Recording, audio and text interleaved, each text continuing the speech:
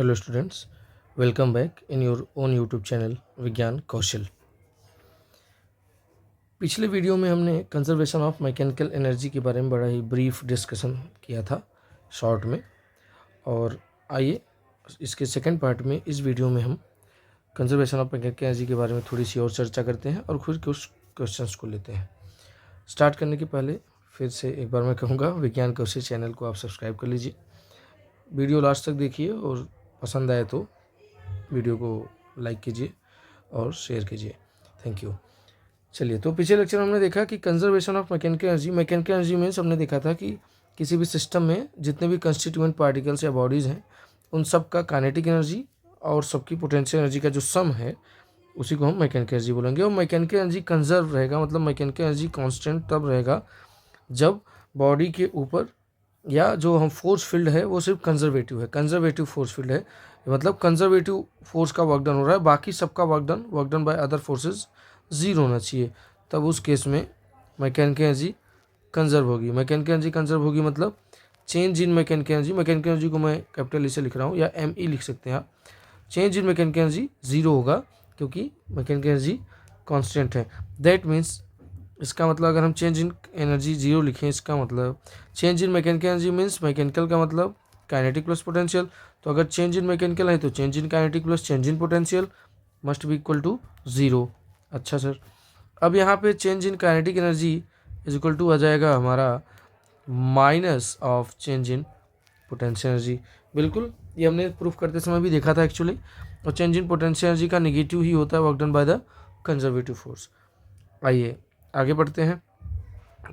इससे हम बोल सकते हैं कि change in kinetic initial, that means अगर हम इसको पॉजिटिव साइन को और इस नेगेटिव साइन को देखें, पॉजिटिव साइन को इंक्रीजिंग माने और नेगेटिव साइन का डिक्रीजिंग से अगर हम नोटेशन करते हैं, समझते हैं इसको, तो इसका मतलब जितना काइनेटिक एनर्जी में चेंज होगा उतना ही पोटेंशियल में होगा। बट एक पॉजिटिव में एक नेगेटिव का क्या मतलब है सर?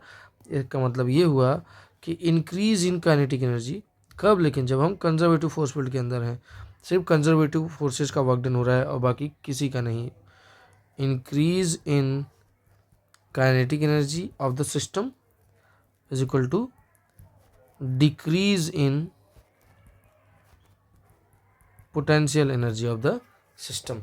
मतलब जिस किसी पॉइंट पे हम काइनेटिक एनर्जी को मैक्स ट्रीट करेंगे या मैक्सिमम की तरफ ट्रेंड कर रहा है, मतलब जैसे जैसे काइनेटिक एनर्जी बढ़ती जा रही है वैसे वैसे पोटेंशियल एनर्जी मिनिमम की तरफ ट्रेंड कर रही है, मतलब वैसे वैसे काइनेटिक एनर्जी कम होती जा रही है।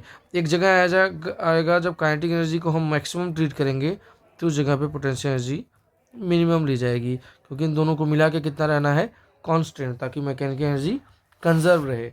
तो ये हम देख सकते हैं कि काइनेटिक एनर्जी जैसे जैसे बढ़ती जा रही है, काइनेटिक इंक्रीजिंग है, ये डिनोट करता है कि पोटेंशियल एनर्जी हमारा डिक्रीजिंग है। फॉर एन एग्जाम्पल, एक बॉल को आप, ये हॉरिजॉन्टल नहीं है ऐसे यार सरफेस है, बट हम उसको फ्लैट मान रहे हैं, है ना, जैसे हमने डिस्कस किया था।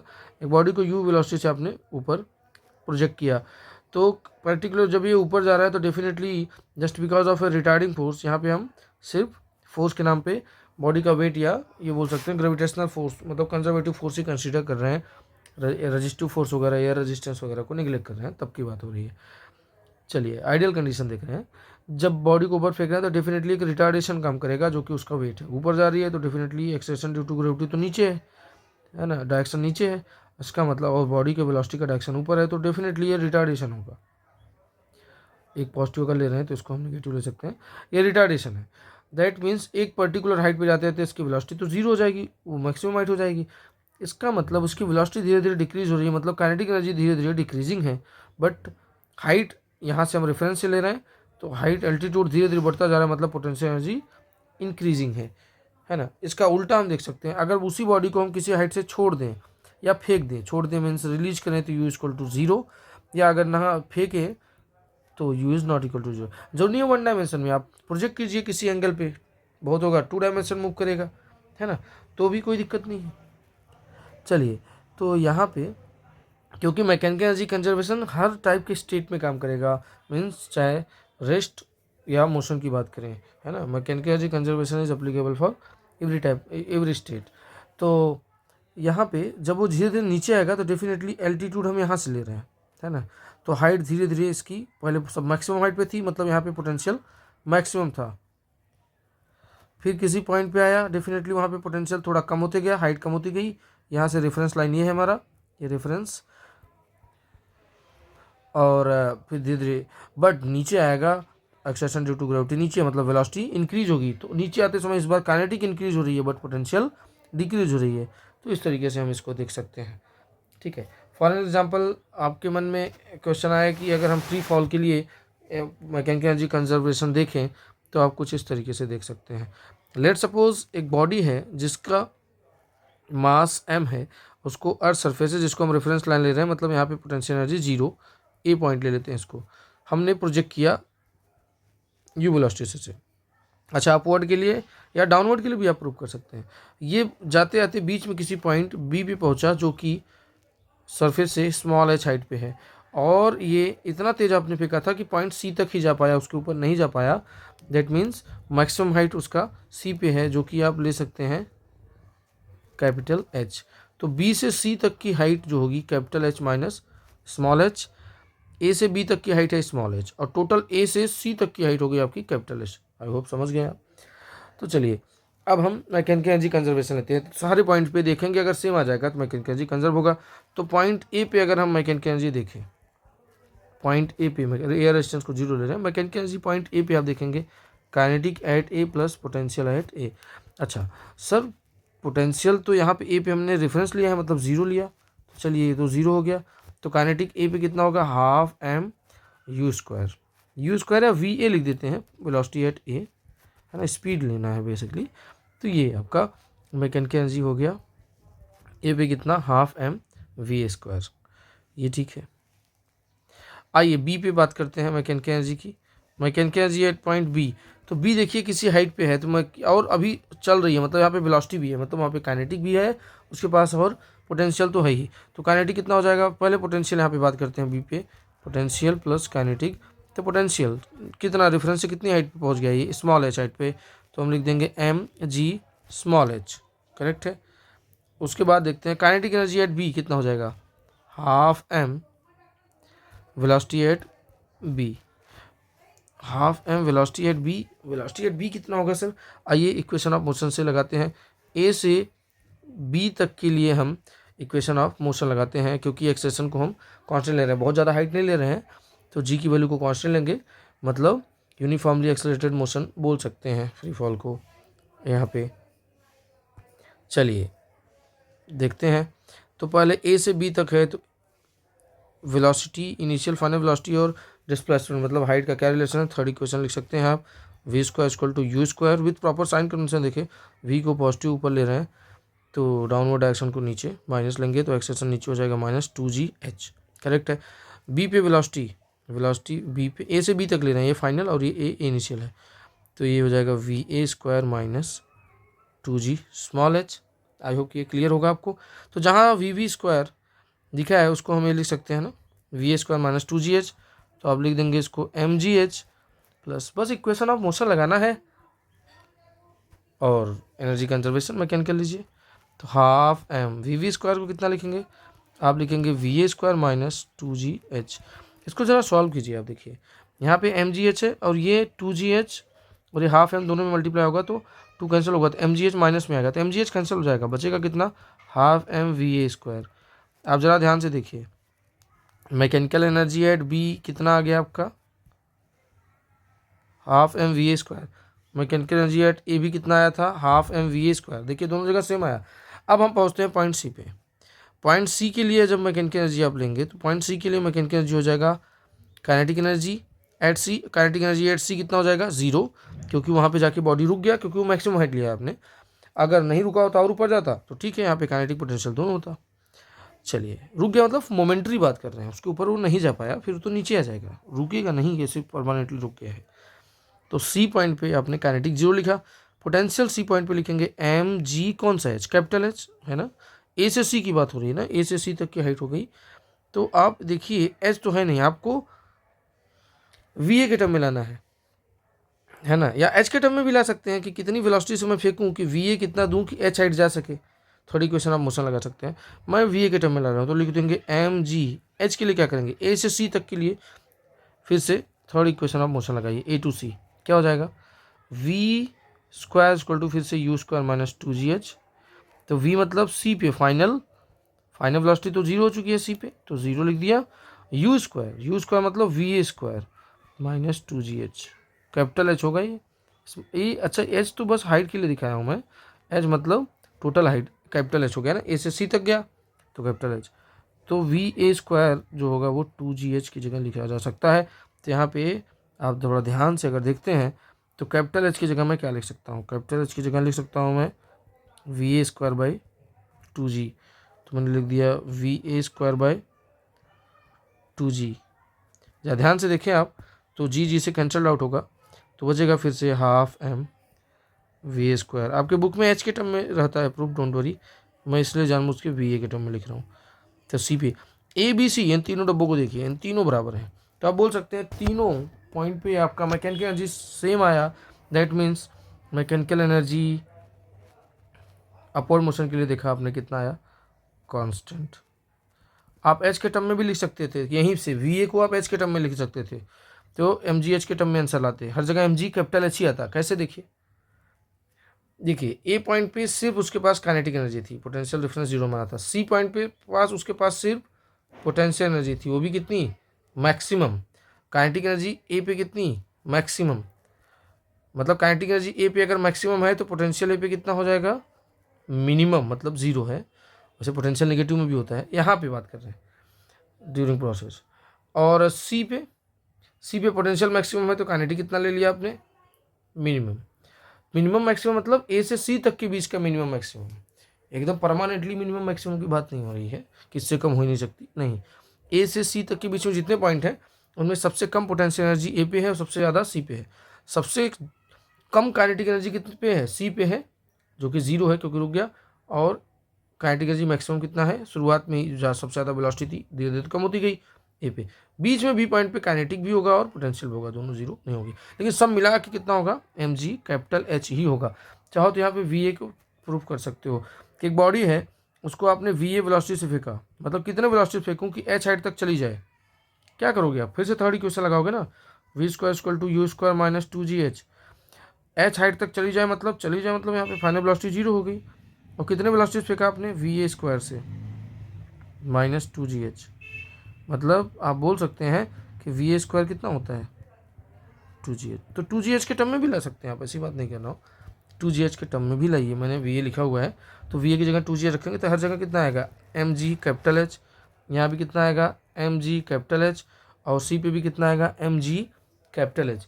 तीनों पॉइंट पे आप काइनेटिक डिफर हो सकता है, धीरे धीरे ऊपर जाते समय काइनेटिक कम हो रहा है, पोटेंशियल बढ़ रहा है, लेकिन तीनों पॉइंट पे हमने देखा, या किसी भी पॉइंट पे देखिए बीच में जितने भी इनफाइनाइट पॉइंट्स हैं हर जगह पे mechanical energy M G capital H ही आएगा। अच्छा बात यह है कि कई बार देखते हैं कि बच्चे जो है काइनेटिक पोटेंशियल का जब आप लिखते हैं तो कहीं का भी काइनेटिक कहीं का पोटेंशियल लेते हैं, नहीं, आप काइनेटिक एनर्जी मैक्सिमम ले रहे हैं जिस पॉइंट पे, उसी जगह का पोटेंशियल लेना है, तब होगा कि पोटेंशियल मिनिमम, ये मिलके कांस्टेंट हो रहा है, ये ध्यान रखना है। मतलब ए पॉइंट पे अगर आपने काइनेटिक एनर्जी लिया तो ए पॉइंट का ही आपको पोटेंशियल एनर्जी लेना है, तब वो दोनों को मिला के आपको मैकेनिकल एनर्जी मिलेगा ए पॉइंट का, ये बात हो रही है। ऐसा नहीं कि आपने किसी पॉइंट का काइनेटिक लिया दूसरे पॉइंट का पोटेंशियल ले लिया, तब तो गलत हो जाएगा। तो ये बात का खास ख्याल रखें आप, तो ज़्यादा बेटर होगा मेरे हिसाब से। आइए एक छोटा सा क्वेश्चन लेते हैं इसके ऊपर एनर्जी कंजर्वेशन का, आई थिंक आप समझ जाएंगे। सिंपल पेंडुलम के लिए भी आप इसे प्रूफ कर सकते हैं, है ना। सिंपल पेंडुलम को मैं आपके लिए टास्क दे रहा हूँ कि आप खुद से उसको प्रूफ करके देखें, है ना। चलिए एक एग्जांपल लेता हूँ। मान लीजिए मैं स्मूथ सरफेस लूँगा, डेफिनेटली लेना ही होगा, नहीं तो स्मूथ सरफेस नहीं हुआ, रफ सरफेस हुआ तो एनर्जी तो कंजर्व होगी, वो एनर्जी तो कंजर्व रहती है, मैकेनिकल एनर्जी कंजर्व नहीं होगी। मान लीजिए सरफेस है और ये सरफेस को अगर हम देखें, थोड़ा सा ऐसे बना देते हैं, बॉडी को स्लिप कराना है एक्चुअली। तो आइए यहाँ पे एक बॉडी रख देता हूँ, स्लिप होकर नीचे जाएगा, ये स्मूथ सरफेसेज हैं, ये खास ख्याल रखें आप, सरफेसेज आप एक ही सरफेस है, स्मूथ है। अब ये हॉरिजॉन्टल सरफेस है, ये यहाँ से आप देख रहे हैं, जो मैं सही से बना देता हूँ, ये हॉरिजॉन्टल सरफेस है। और ये सरफेस जो है एक बॉडी को रखा गया है, यहाँ पे बॉडी ऐसे आ रही है, यहाँ पे एक स्प्रिंग लगा दिया मैंने, इससे कनेक्टेड होके एक स्प्रिंग ऐसे फिक्स कर दिया, स्प्रिंग फिक्स्ड है और अभी ये अपने नेचुरल लेंथ पे है। स्प्रिंग का स्प्रिंग कांस्टेंट आप के ले लीजिए जो कि गिवन है, कुछ ना कुछ दिया रहेगा न्यूटन पर मीटर में, ऐसा यूनिट में बाकी या डाइन पर सेंटीमीटर में, कैसे भी दे सकते। तो ये के जो है स्प्रिंग कांस्टेंट है। ये पॉइंट मान लीजिए पॉइंट ए पे बॉडी को आपने रखा था और जो कि ग्राउंड सरफेस मतलब यहाँ पे रेफरेंस पे पोटेंशियल कितना लेना है आपको, ज़ीरो, पोटेंशियल एनर्जी आपने ज़ीरो ले लिया है। तो इस सरफेस पे देखें, ये स्मॉल एच हाइट पे है, क्वेश्चन मतलब स्मॉल एच दिया है और कैपिटल ए दिया है, कैपिटल के दिया है और एम दिया है।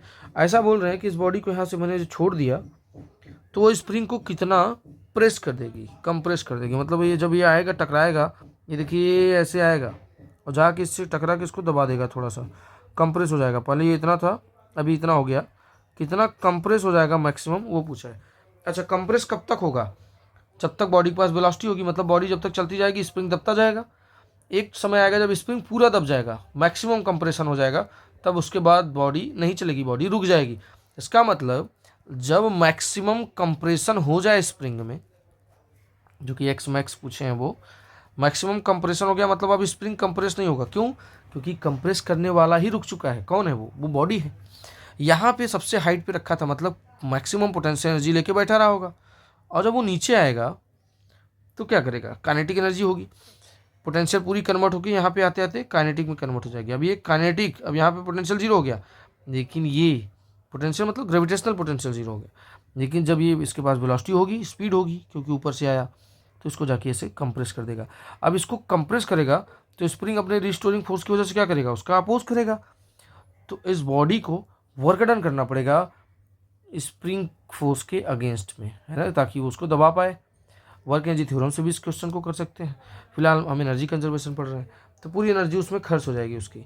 तो मैक्सिमम कंप्रेशन के केस में, मतलब मैक्सिमम कंप्रेस कब होगा, ये जाके पता चला ऐसे मैक्सिमम कंप्रेस्ड हो गया स्प्रिंग, इसका मतलब अब बॉडी रुक चुका है। तो मैक्सिमम कंप्रेशन के केस में velocity of body, speed of body zero हो जाएगा।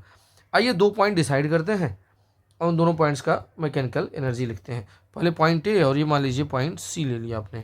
तो पॉइंट्स ए पे मैकेनिकल एनर्जी जो होगा आपका, मैं लिख देता हूँ, energy at A that must be equal to mechanical energy at C, क्योंकि स्प्रिंग फोर्स है और ग्रेविटेशनल फोर्स है और दोनों कंजर्वेटिव हैं, तो कोई ज़्यादा लोड नहीं है, आप मैकेनिकल एनर्जी कंजर्व कर सकते हैं। आइए ए पॉइंट पे उसको रुका था, रेस्ट, काइनेटिक तो थी नहीं, सिर्फ पोटेंशियल था। काइनेटिक प्लस पोटेंशियल लिखना है तो कितना हाइट पे हो, एम जी स्मॉल एच हो गया, इज इक्वल टू, काइनेटिक लिखने की जरूरत नहीं, प्लस जीरो नहीं लिख रहा हूँ मैं, इक्वल टू सी पॉइंट पे। सी पॉइंट पे जब आया फाइनली, सी मतलब जब पूरा दबने के बाद सी पॉइंट पे पहुंचा है, मान लीजिए जब वो सी पॉइंट पे आया है, तब उसके बाद पोटेंशियल यहाँ पे ग्रेविटेशनल पोटेंशियल है, तो रेफरेंस लाइन पे आ चुका है ज़मीन पे, वो तो जीरो है। प्लस आपको पता है पोटेंशियल एनर्जी स्टोर्ड स्प्रिंग में कितना हो जाएगा, हाफ के एक्स मैक्स स्क्वायर, ये आपने पढ़ा है ना। तो हाफ के एक्स मैक्स स्क्वायर, ये इलास्टिक पोटेंशियल एनर्जी के फॉर्म में। अब बॉडी तो रुक ही चुका है, प्लस ये gravitational potential energy plus elastic, ये टोटल पोटेंशियल एनर्जी है। ये कौन सी, ग्रेविटेशनल पोटेंशियल जो कि रेफरेंस पे जीरो था और स्प्रिंग दब गया, मतलब स्प्रिंग के अंदर अब एनर्जी आ गई, आपने दबा के रखा है ना, छोड़ोगे फिर बाहर आ जाएगा, इलोंगेट हो जाएगा, इधर की तरफ आने लगेगा। तो हाफ के मैक्स एक्स मैक्स स्क्वायर और प्लस काइनेटिक, फाइनली पूरा दब गया तो जीरो, पूरा नहीं दबा होता तभी इसके पास वेलोसिटी होती। तो चलिए इसको सॉल्व कर लीजिए आप, 2 को इधर लाएंगे हो जाएगा 2 mgh, ओके नीचे आ जाएगा, स्क्वायर है स्क्वायर रूट में कर दीजिए, तो एक्स मैक्स की वैल्यू आ जाएगी twice of mgh divide by कि इतना स्प्रिंग को मैक्सिमम दबा सकता है ना। तो इस तरीके से भी आप इसको देख सकते हैं। तो आई होप कि आपको क्लियर होगा। ऐसे कई सारे क्वेश्चन लेके आप देखिए, 2 पॉइंट्स डिसाइड कीजिए, उन दोनों पॉइंट पे अगर दोनों पॉइंट तक जाने में, पॉइंट ए से सी तक जाने में या बी तक जाने में सिर्फ आपको कौन कौन से फोर्सेस लग रहे हैं, देखिए पॉइंट ए से सी तक जाने में ग्रेविटेशनल फोर्स लग रहा था नीचे लाने में, और फिर हॉरिजॉन्टल जब चल रहा था वो यहाँ से यहाँ तक, तब उसको कौन सा मान लीजिए बी से सी तक, तब तो कोई फोर्स नहीं लगा था, मतलब स्प्रिंग को दबाने में लगा था स्प्रिंग फोर्स, वो भी कंजर्वेटिव है। तो अगर कंजर्वेटिव फोर्सेज हैं तो आप मैकेनिकल एनर्जी को कंजर्व कर सकते हैं। आई होप आपको ये क्लियर होगा। चलिए नेक्स्ट वीडियो में अब हम बात करेंगे कोई नए टॉपिक के बारे में, तब तक के लिए आप विज्ञान कौशल को सब्सक्राइब करके रखें, वीडियो को लाइक करें और शेयर करें ताकि आपके और फ्रेंड्स के पास ये इन्फॉर्मेशन पहुंच सके। Thank you so much for watching.